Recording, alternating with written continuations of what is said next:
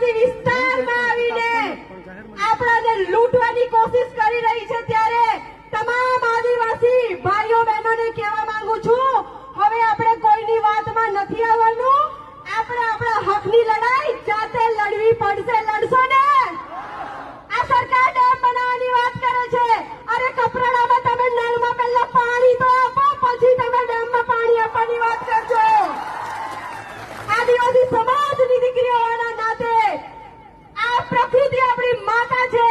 જળ, જંગલ, જમીનને રખવાના આપણે છીએ, ત્યારે શું તમે આપણી માતા ઉપર કોઈ હાથ નાખવાની કોશિશ કરશે તો આપણે ચલાવી લેશું?